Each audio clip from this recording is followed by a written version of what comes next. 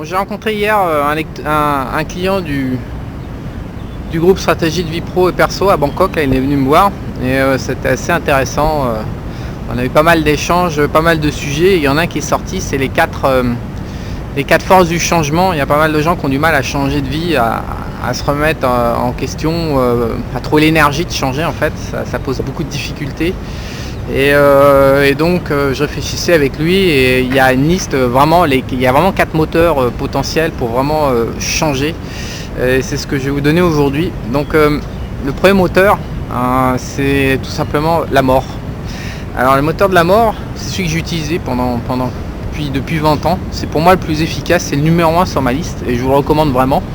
C'est le plus puissant à mes yeux. Donc en fait, il n'y a pas de vie sans mort et il y a pas mal de gens qui sont dans le déni de la mort, donc du coup ils ont évidemment quand on est là en train de vivre et de se dire je ne vais pas penser à la mort, et ça enlève à peu près tout le sel de la vie. Tout le sel de la vie vient du fait qu'on est mortel.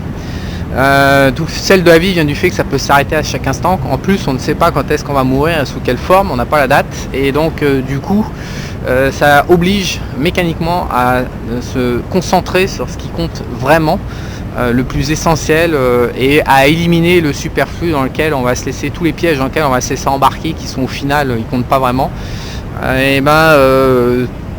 Vivre en fonction de la mort, donc comment ça se passe, ça se passe en se posant des questions assez basiques, genre qu'est-ce que je dois branler absolument si on me dit qu'il me reste 1 an à vivre par exemple, ou 5 ans à vivre, ou 10 ans à vivre, ou 6 mois à vivre, qu'est-ce que je dois branler absolument dans ma life pour que je puisse crever sans trop de regrets. Voilà. Donc ça c'est la base, c'est l'un des meilleurs, les outils les plus puissants que je connaisse.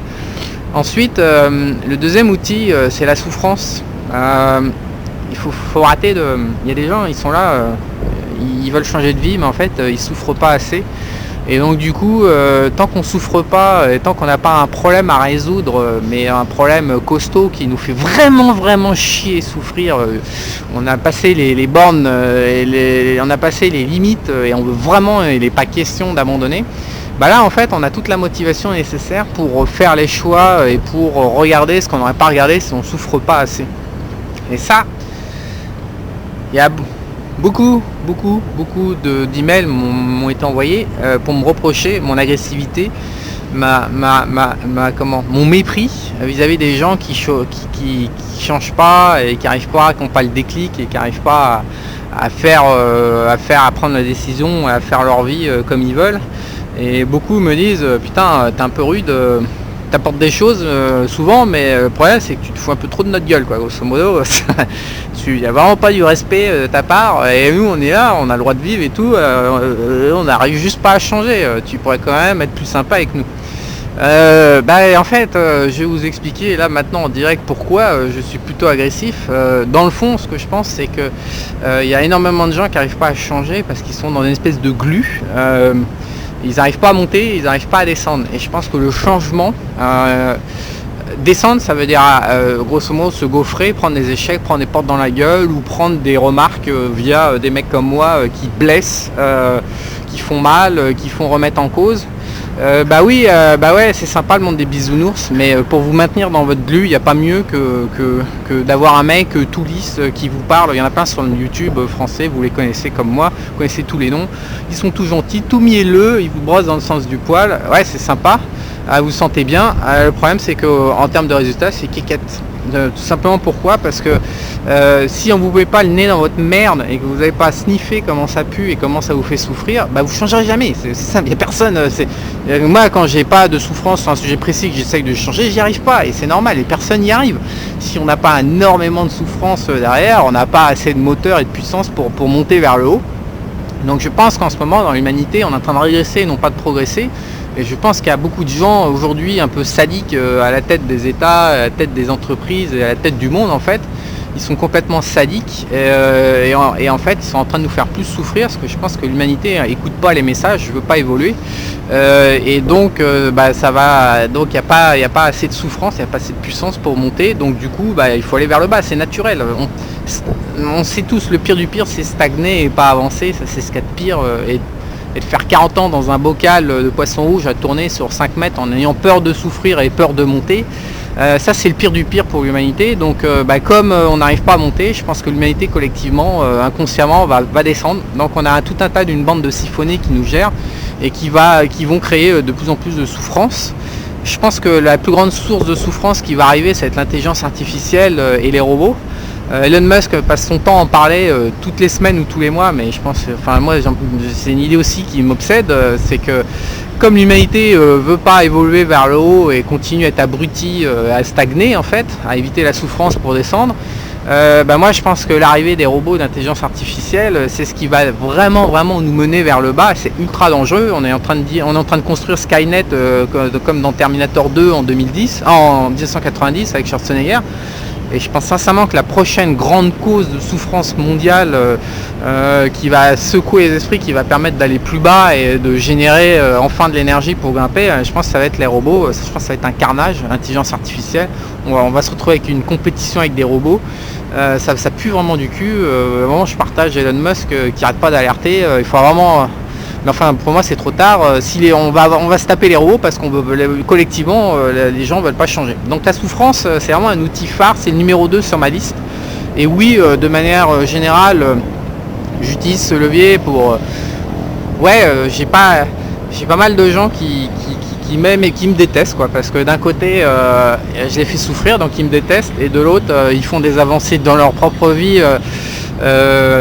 Via mon intermédiaire et via la souffrance, et donc du coup ils m'aiment parce que malgré que je les ai fait souffrir, ils ont pu en tirer un bénéfice, et ce bénéfice est supérieur à la douleur de la souffrance.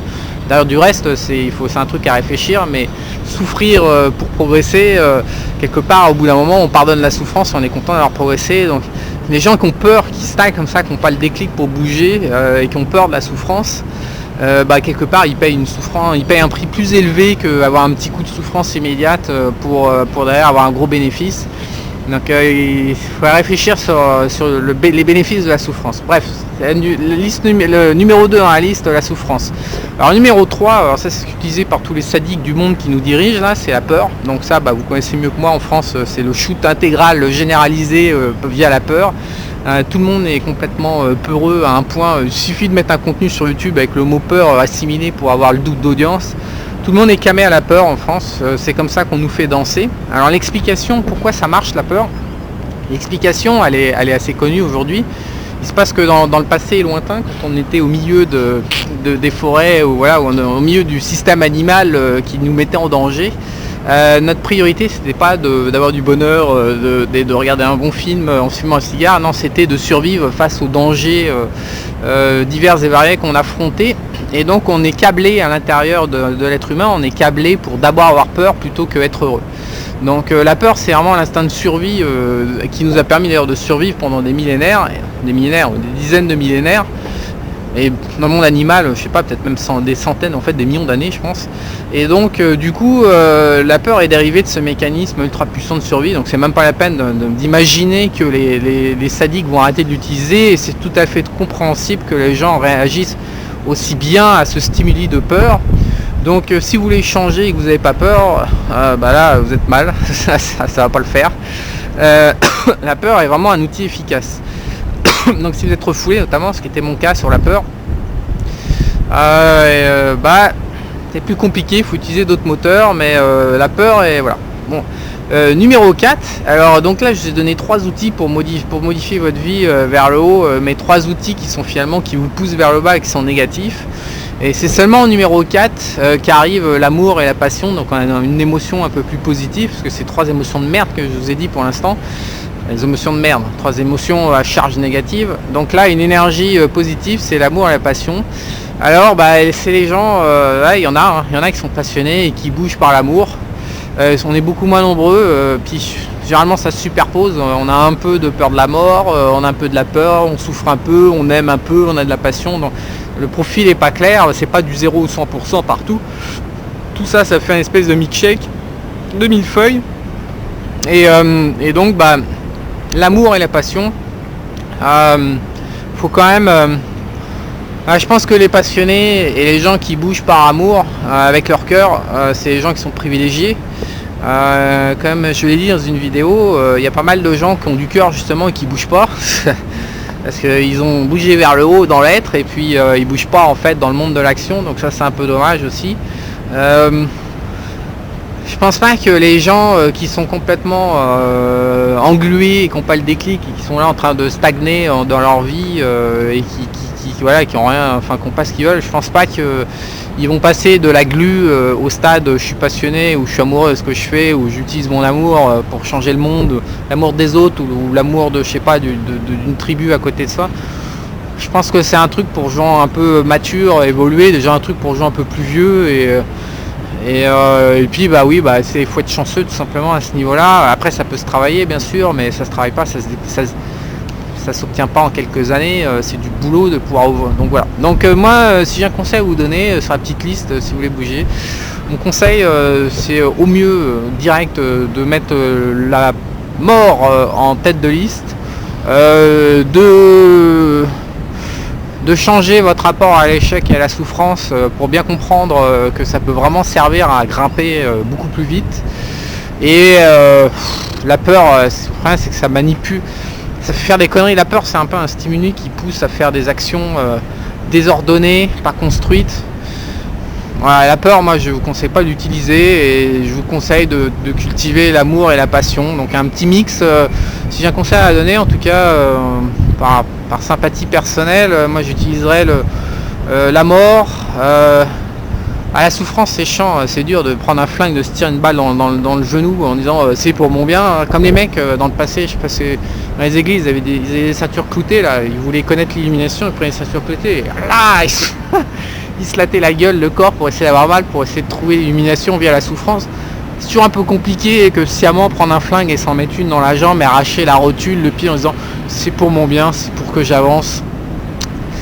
C'est une manière de penser, je suis pas sûr qu'on puisse la mettre en œuvre. Donc la souffrance, en tout cas, si elle est là, si elle est créée, généralement ce qui se passe c'est qu'on la crée pas consciemment, la souffrance, on se la produit inconsciemment, on matérialise des situations de souffrance pour en prendre plein la gueule, pour après changer, évoluer. Donc je pense que la souffrance quelque part c'est pas à mettre sur une liste, on la subit plus qu'on la stimule.